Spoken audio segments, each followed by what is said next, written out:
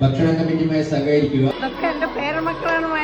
ഒരുപാട് വർഷത്തിന് ശേഷം ഒരു കലോത്സവം കാണാൻ പോയ ഒരു ദിവസമാണ് ഇന്ന്. എന്നാൽ പിന്നെ അവിടുത്തെ ഫുഡ് വിശേഷങ്ങൾ എന്തൊക്കെയാണ് നമുക്ക് നോക്കാം. കയറിപ്പോയതും തന്നെ NSSന്റെ ഐസ്ക്രീം കോർണറാണ് ഫ്രണ്ടിലുണ്ടായിരുന്നത്.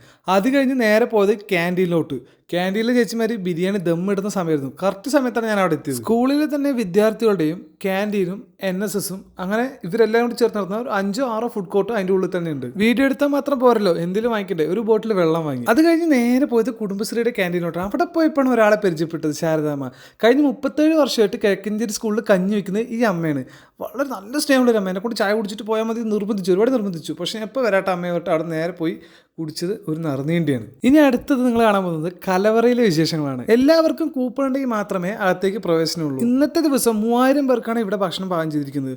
ഉള്ളിൽ മൊത്തത്തിൽ 5 കൗണ്ടർ ഉണ്ടായിരുന്നു. ഈ കാണുന്ന NSSലെ കുട്ടികൾ നന്നായിട്ട് അഭിനയിച്ചു കേട്ടോ വീഡിയോ എടുക്കുമ്പോൾ.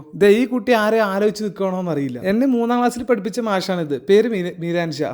പഠിപ്പിച്ചിട്ട് വർഷങ്ങൾ ഒരുപാട് കഴിഞ്ഞാലും നിനക്ക് ഇപ്പോഴും ഒരു മാറ്റമില്ല എന്ന് പറയുന്നത് ബിന്ദു ടീച്ചറും സ്മിത ടീച്ചറും. അവിടെ വെച്ച് വേറൊരു മാഷിനെ കൂടി പരിചയപ്പെട്ടു, മഞ്ഞപ്ര ചെറ സ്കൂളിലെ ഡ്രോയിങ് മാഷ്. അദ്ദേഹത്തിന് കുറച്ച് കഴിവുകൾ എനിക്ക് അവിടെ വെച്ച് കാണിച്ചു തന്നിട്ടുണ്ടായിരുന്നു. ഇവളല്ലേ അവൾ? അതെ, ഇവളാണ് ടാറ്റ കാണിച്ചത്. ഒരുപാട് പരിചയമുള്ളവരെ അവിടെ വെച്ച് കണ്ടു. നേരം കുറേ ആയപ്പോഴേക്കും ഞങ്ങൾക്ക് അങ്ങോട്ട് വിശന്നു. പിന്നെ ഒന്നും നോക്കിയില്ല, ഫുഡ് കഴിക്കാമെന്ന് വിചാരിച്ചു. ചോറ്, സാമ്പാർ, കൂട്ടുകറി, കാബേജ് തോരൻ, ഒരു മാങ്ങച്ചാറ്, പിന്നെ നല്ലൊരു അടിപൊളി പായസം, ബെല്ലട. മൊത്തത്തിൽ ഫുഡ് അടിപൊളിയായിരുന്നു. ഭക്ഷണം ഉഷാറാക്കിയത് ഈ കാണുന്ന ശശിയേട്ടനാണ്. ശശിയേട്ടൻ്റെ വനിതാ കേറ്ററിംഗ്. 4 ദിവസങ്ങളിലായിട്ട് 10,000-ഓളം പേർക്കാണ് ഇവർ ഭക്ഷണം വെക്കുന്നത്. ഈ കാണുന്നവരൊക്കെയാണ് അദ്ദേഹത്തിൻ്റെ സഹായികൾ. അങ്ങനെ ഫുഡൊക്കെ കഴിച്ച് കഴിഞ്ഞ് വീണ്ടും കറങ്ങി തിരിഞ്ഞ് ഞങ്ങൾ സ്കൂളിൽ തന്നെ എത്തി.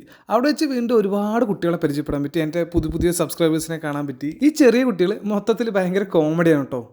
കണ്ടുകൊണ്ടിരിക്കാനും അവരോട് കളിക്കാനും എല്ലാത്തിനും ഭയങ്കര രസമാണ്. ഒരു കലോത്സവം ആകുമ്പോൾ ഇത് മാത്രം പോരല്ലോ, കുറച്ച് അടിയും തലൊക്കെ വേണ്ടേ. എന്തായാലും ഇപ്പോഴത്തെ പിള്ളേർ കൊള്ളാം.